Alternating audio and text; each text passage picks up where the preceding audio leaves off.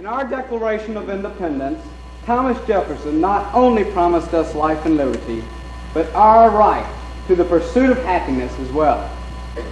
By linking the pursuit of happiness to freedom, the heavy-laden and downtrodden came to this country to claim their due reward. This had been the theme of the French Revolution and the Age of Enlightenment, and Jefferson wrote, "The only orthodox object of the Institute of Government is to secure the greatest degree of happiness possible to the general mass of those associated under it." Thus, Americans began the eternal gold rush to the pot at the end of the rainbow.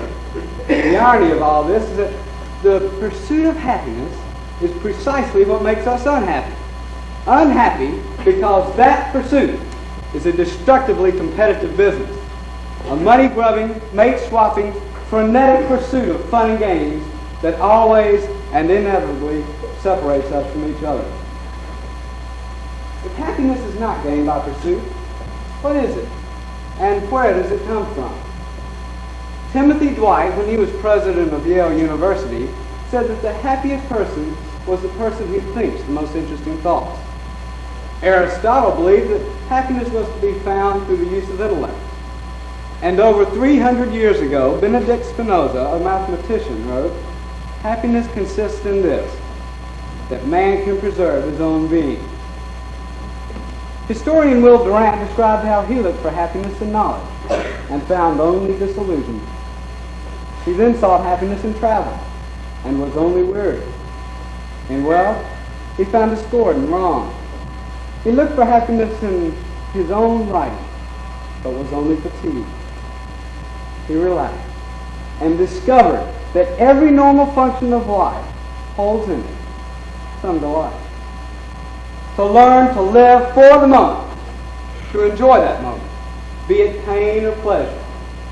To be grateful because it is yours and yours alone to live and enjoy.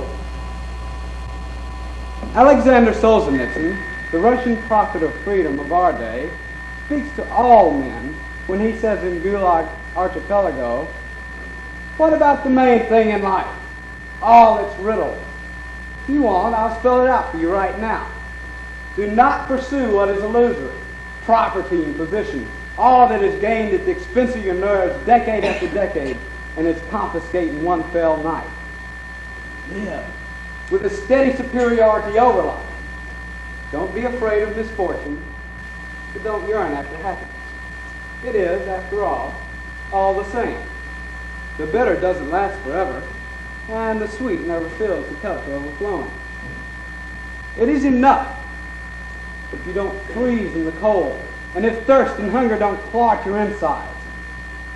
If your back isn't broken, if both feet can walk, both arms bend, both eyes see, and both ears hear, whom should you envy, and why?